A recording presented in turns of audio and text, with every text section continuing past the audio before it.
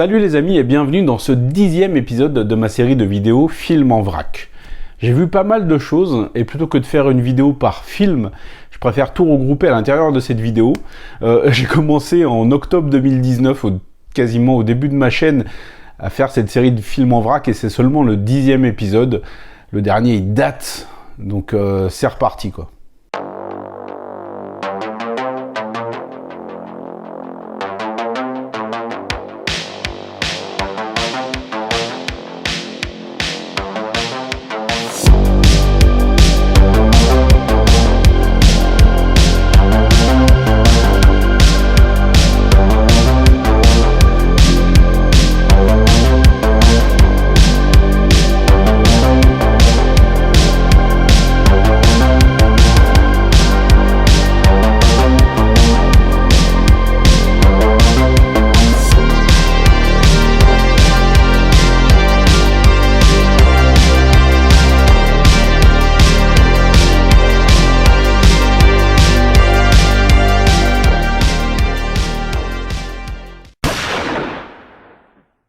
J'ai vu Sayara, projeté à l'Étrange Festival, un film de Can Evrenol, qui a réalisé en 2015 un film dont j'ai déjà entendu parler, mais que j'ai pas vu de mémoire, qui s'appelle Baskin. Et le réalisateur était là, d'ailleurs, il nous a fait un petit coucou avant la séance, et je salue son travail, parce que Sayara, c'est à peu près tout ce que j'aime dans le cinéma d'exploitation. J'aime quand c'est violent, quand c'est brutal, quand c'est gore, et quand ça prend pas de gants.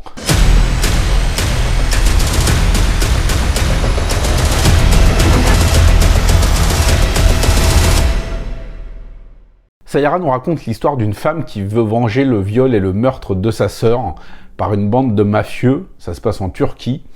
Et voilà, c'est tout. Le scénario est très simple, mais le film arrive à poser une ambiance, à bien prendre son temps. J'ai beaucoup apprécié la mise en place.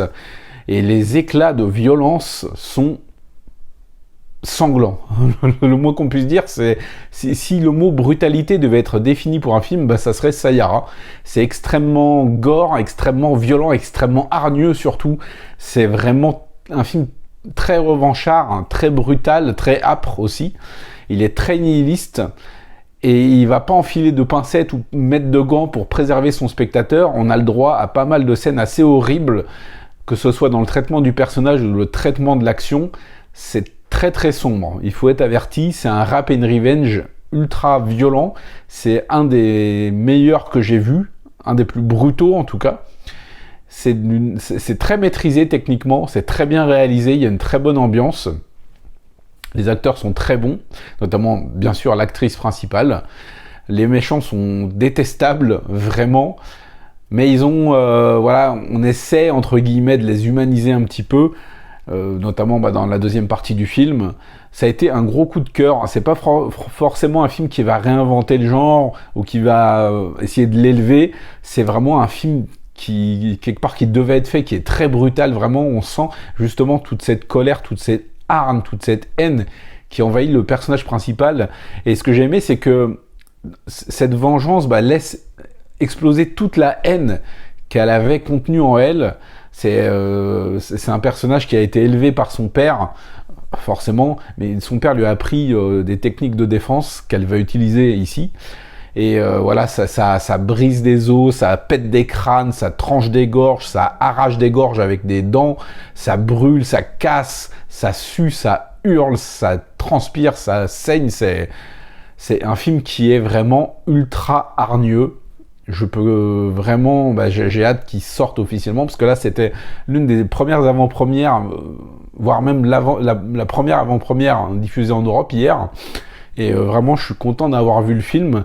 J'y allais un peu à l'aveugle, et putain ça a été une grosse claque.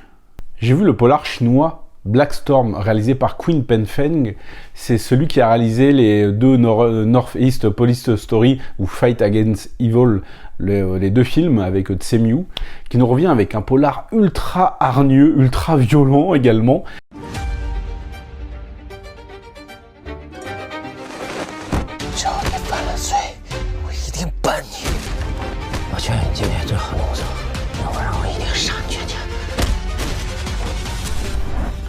Qui va nous traiter de la corruption et d'un groupe de gangsters qui fait pression sur des villageois un petit peu, et un flic qui va enquêter et va tenter de mettre tous ces bandits hors d'état de nuire. Là encore, narrativement, il n'y a rien d'extraordinaire, mais putain, c'est vraiment très efficace et très violent. Il y a de très très très très bons fights, et j'insiste vraiment, niveau chorégraphie, niveau violence, c'est vraiment le très très haut du panier. C'est extrêmement bien chorégraphié. Le film se tient bien aussi narrativement, et j'ai beaucoup aimé la prestation de l'acteur principal, que je rêve maintenant de voir jouer aux côtés de Tsemiu, l'autre star du DTV chinois. Parce que Black Storm, vraiment, ça a été un gros coup de cœur qui met en avant ses scènes d'action, également son histoire et les répercussions de l'histoire sur certains personnages. Il y a quelques petits personnages secondaires qu'on prend quand même le temps de développer un minimum, et ça, j'ai plutôt bien apprécié.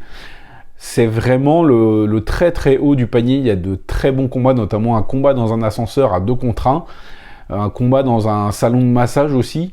Non, vraiment, ça a été une très grosse claque, mais dès le début, ça sentait bon. En fait, dès la première scène d'action, je me suis dit, ok, là, on est vraiment dans le haut du panier. Le film ne déçoit pas, il est vraiment énorme.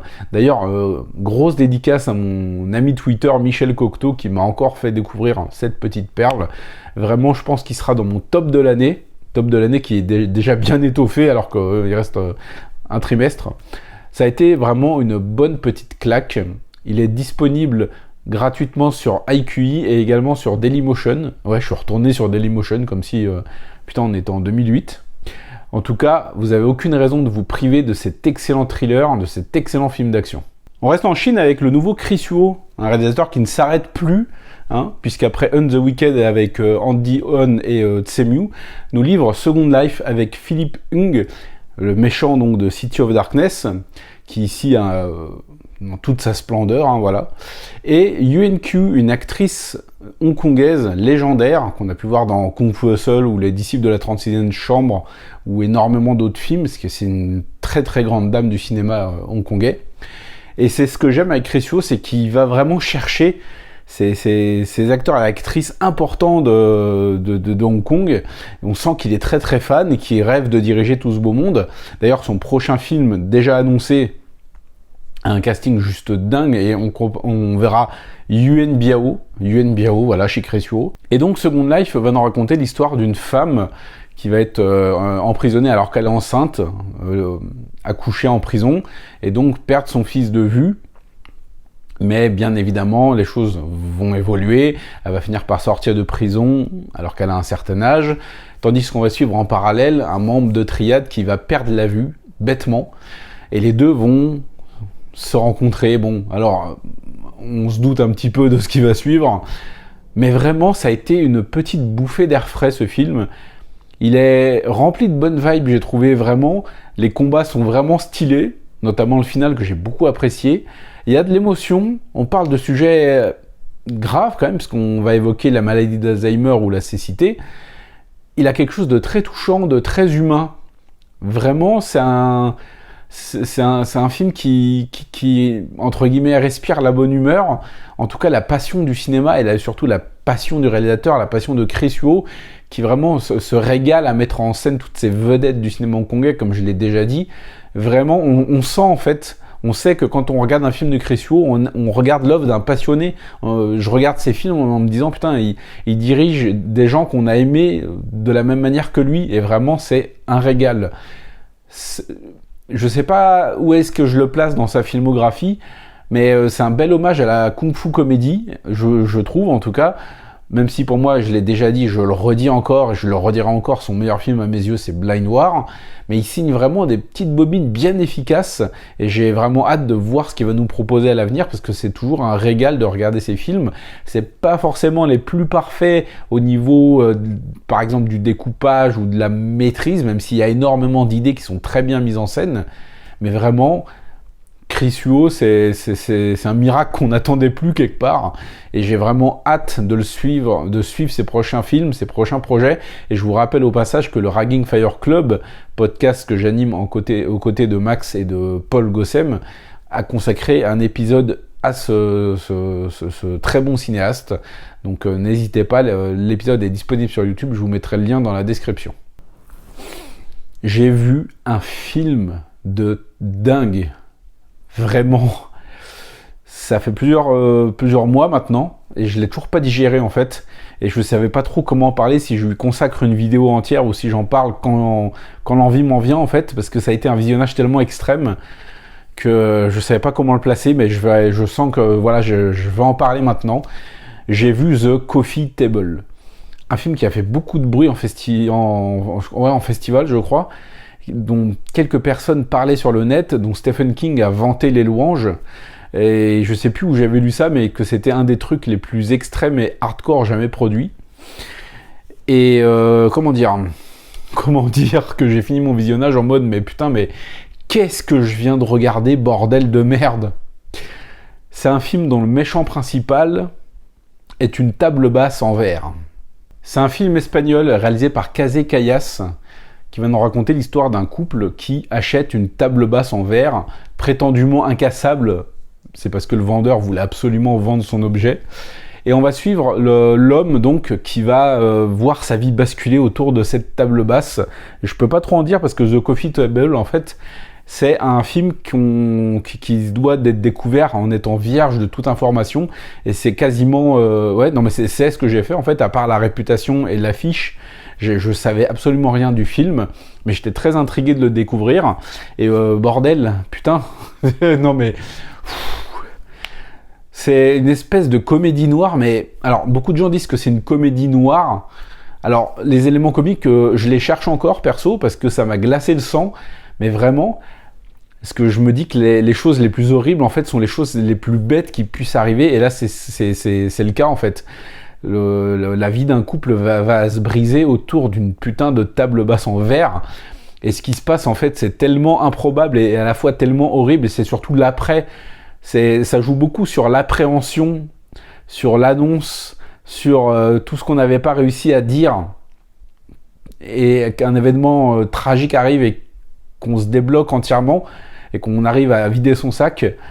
Les acteurs sont exceptionnels, particulièrement l'acteur, mais je sais même pas comment il a pu lire le script et se dire ouais ok vas-y je vais le faire quoi, parce que son rôle c'est tellement terrifiant, mais pas dans le sens surnaturel ou quoi que ce soit, mais c'est vraiment, tu regardes ça, au début, les 10 premières minutes, tu te dis c'est un couple en difficulté, je vois à peu près où ça va, et tout le reste du film, t'as une boule dans la gorge, tu te dis, mais t'as les muscles qui se contractent, tu trembles, tu transpires, mais moi c'était mon cas, j'étais en PLS sur mon canapé, j'étais roulé en boule à me foutre des petites claques et tout, mais c'est vraiment un des trucs les plus... Je sais même pas comment définir The Coffee Table, en fait. À la fois c'est extrême, et à la fois c'est épouvantablement dramatique, à la fois c'est terriblement horrible. Enfin, c'est un film indéfinissable. Si vous avez jamais vu ce truc, mais... Vous voyez là, je vous parle du film et je suis en train de me remémorer certains passages, et j'ai une goutte de sueur glacée en train de me couler dans le dos, enfin bref... The Coffee Table, je sais que ça a beaucoup divisé, mais putain, pour moi, ça a été une claque, mais astronomique. Et on termine avec un film d'horreur que j'ai vu il y a quelques mois également, et que j'ai beaucoup apprécié. Il s'agit de Baghead, réalisé par Alberto Corredor, un film plus classique dans son horreur que le précédent mastodonte là dont je viens de vous parler, qui va nous raconter l'histoire d'une jeune femme qui hérite du pub de son père, un père avec lequel elle avait plus ou moins coupé les liens. Elle se rend sur les lieux et s'aperçoit en fait que dans le bar se cache un secret assez étrange, puisqu'une sorcière vit dans la cave, dans les bas-fonds du bar donc. Et cette sorcière, en fait, son père l'utilisait, puisque en accomplissant un certain rituel, en se servant d'elle, elle permet de communiquer avec les personnes décédées pendant 1 minute 30, je crois. Alors le concept, je le trouve déjà mortel, mais je trouve que le film est ultra réussi.